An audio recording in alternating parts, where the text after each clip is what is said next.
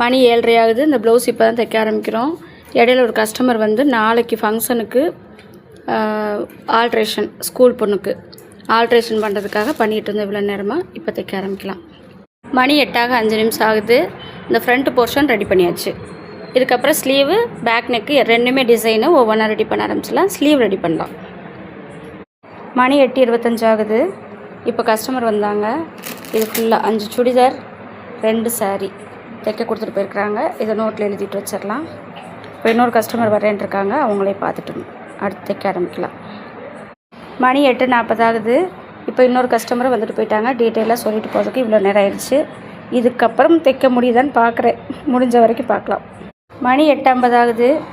இந்த ஸ்லீவில் டிசைன் மட்டும்தான் வரைஞ்சிருக்கோம், வேறு எதுவுமே பண்ணலாம். இதோட முடிச்சுக்கலாம். கிளம்புறேன். Good night. இவ்வளோதான் என்னால் முடிஞ்சிச்சு. நாளைக்கு வந்து மீதியை பார்க்கலாம்.